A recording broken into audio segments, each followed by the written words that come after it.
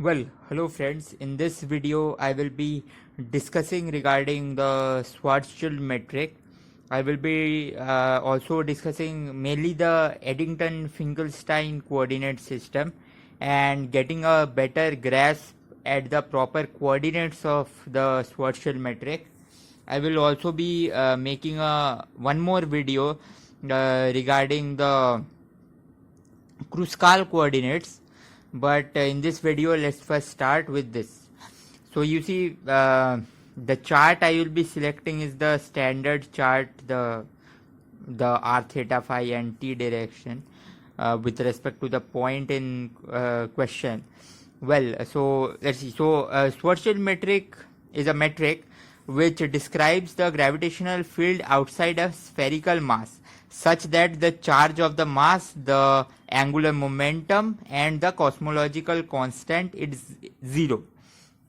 So that's what it is, and it can be in principle be derived by taking this ansatz. So you have a function, you don't know these two functions, and then you say, well, this small part here, it is just the metric of a sphere. So because it is spherical here, that must be the obvious thing, and these things being zero are hallmark for static space-time and those conditions of isotropy and homogeneity. And then you say, well, let's plug in the vacuum field equation, where this part r mu nu is the Ricci curvature and r is the scalar Ricci curvature, and then g mu nu is the metric, and then you just try to formulate. So you will use the Christoffel symbols or the connection coefficients to find the relationships in form of what is it called, that in form of differential equations to really solve for u and v. So I will be not doing those in this video. I have already done one of this calculation for the Friedmann equations from the FLRW metric. So these are always the same. So we will try to gain some physical insight on what this chart shows of the Schwarzschild black hole. So let's start. So this is the chart. So this is time coordinate. This is r theta phi. Time runs from minus into 0 to 2m, 2m to infinity, and you have 0 to pi and 0 to 2 pi. These are the polar and the azimuthal angles. The point and the metric, after doing all these things that I just now said, the metric finally reduces to this. You see? But the point here is, so I am using this plus minus minus minus convention right now. But the point here is that you can see that there are two singularities in this metric. The metric blows up at r equal to 0 and r equal to 2m.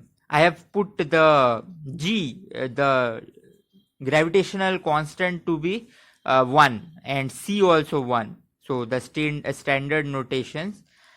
So the r at r equal to 0 there is a blow up, and at r equal to 2m there is a blow up. But these two blow ups have completely different nature. The point is that the r equal to 2m blow up originates from something that we can call as the chart fault. It is the fault of choosing bad coordinate, whereas the r equal to 0 is actually a true singularity, whereas r equal to 2m is not. The Kruskal coordinates really shows that. So let's try to proceed to find the null geodesics actually. So we start by the Lagrangian. So Lagrangian can be written like this, but the reparameterization invariance of Lagrangian just gives us that, where this you can just differentiate the Lagrangian and prove this point.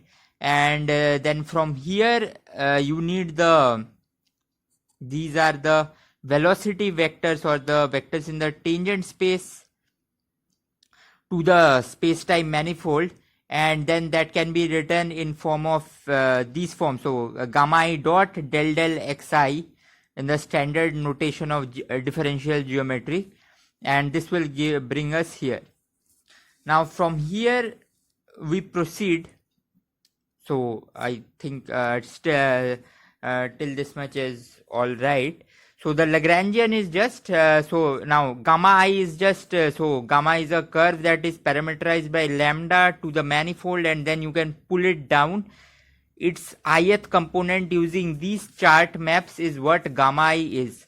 But it's a standard notation to write them simply in form of these time coordinates, this r theta phi, and then we can say that, well, t is really a t of lambda, r is really r of lambda, theta is really theta of lambda, and phi is phi of lambda, where lambda is the real parameter.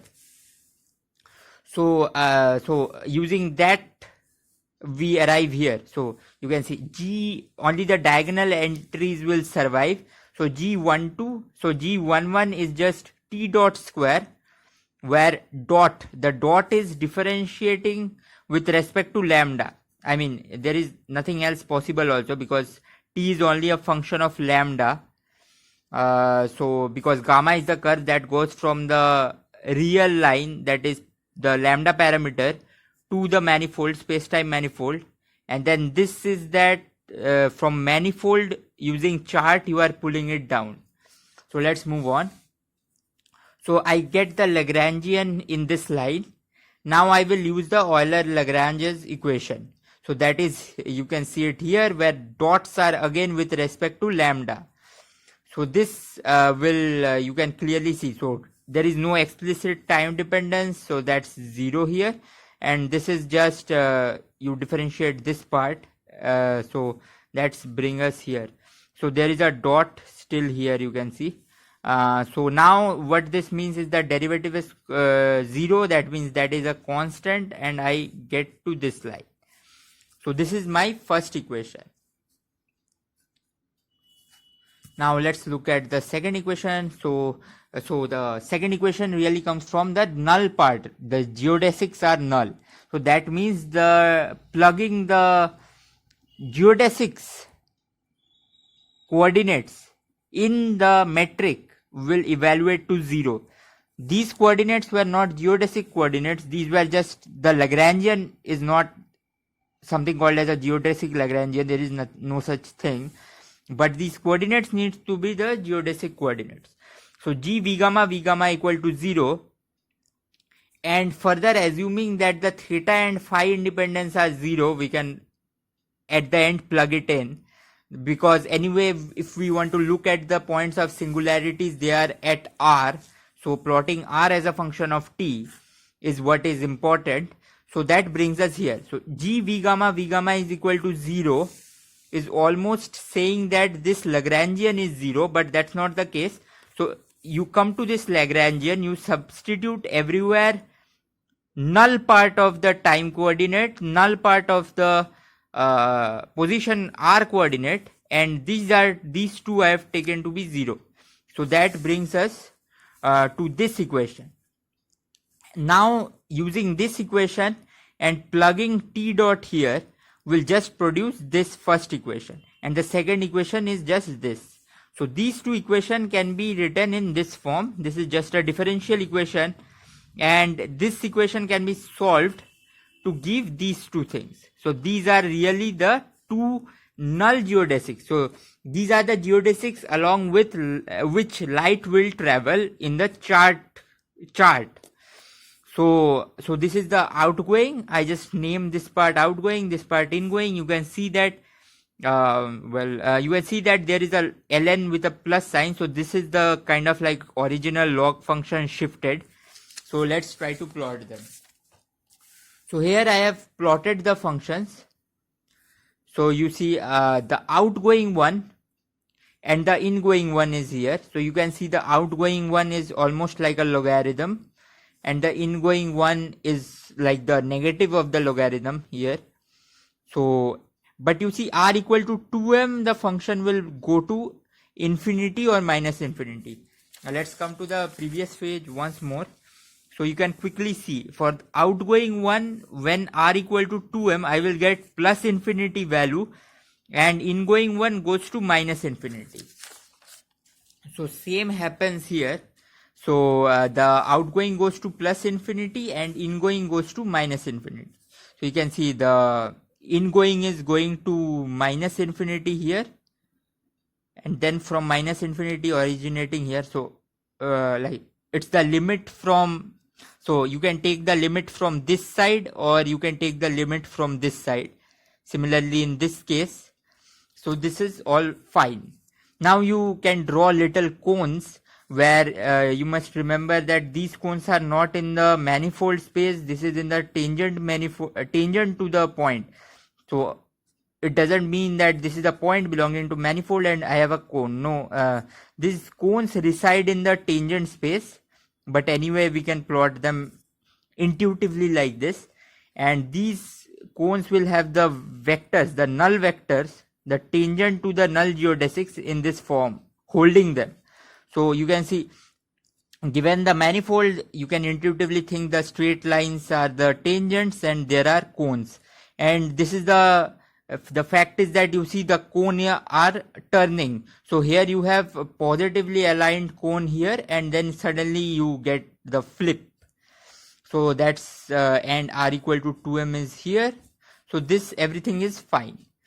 So now we try to go to a different chart map. So we choose a transition map from, so where we sacrifice our t coordinates and combine them. So in this form, so t prime, let's rename t prime. So in this form as a function of tr theta phi. Anyway, theta and phi I am not taking right now. So that gives this. But now you see magnificently the ingoing, so let's see. So the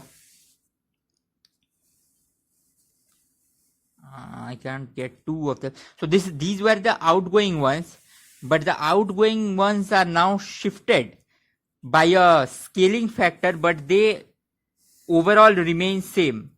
Whereas the ingoing ones are now changed to the straight lines. So you can see earlier, one more fact that you can see is that here in this without the Eddington-Finkelstein coordinate, you see if I draw a small box in this place, you will see that the lines are kind of like going out of the box and then again coming in.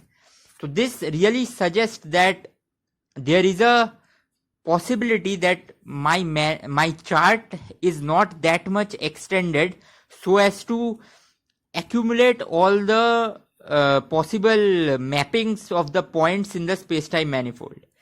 So now what I am doing is I am shrinking this point. So I am shrinking my chart. So this function you can see clearly is shrinking it. So I am shrinking my time axis continuously so as I can accumulate the lines. But you see the price is that you shrink in one direction, the other lines can't change. You shrink in the other direction, the other one can't change. You shrink in both direction, then the time-like, space-like coordinates will get mixed up such that it won't be a proper chart. The chart must respect the Minkowski space metric. So that's why only one direction is possible. So that's what I have shown in this one. You can see now the ingoing ones are going straight. They can pass through the singularity at r equal to 2m. So that really is showing that the singularity is not in principle a real singularity, but the outgoing ones you can see here. And now the cones are now beginning to, they are trying, from getting completely tilted up and down, they are trying to orient themselves. So you see the cones have changed their angles and trying to orient in straight order. And also if you look, so the outgoing ones are of this form, right? So very close to here, you will see that the outgoing ones completely goes like this. So, and the ingoing ones are going like straight lines here. So at the junction of the singularity r equal to 2m, you are seeing that the cones are tilting like this everywhere here. And here you are seeing the cones are tilting like so. The cones here is something like this, and here they are something like that. So they are trying to tilt together in proper way. So this is really the point that shows that this is the r equal to 2m singularity is not true. So that's what I wanted to explain in this video. And I had a small section on Kerr metric, but it's just that in Kerr metric you introduce angular momentum and you use the weak field approximation to say that, well, if the j is 0, then you get the Schwarzschild metric. So you can see that it's the diagonals are Schwarzschild, but you are mixing the phi coordinate and t coordinate because of the angular momentum dependence along phi. So I have taken the angular momentum to be oriented along phi. So this is really the metric. So I have written the C as a proportionality in this form, and so I will try to discuss it again in some later video. So that's all for this video. I hope the Finkelstein coordinate was clear, and this is a nice picture to always keep in mind. So well.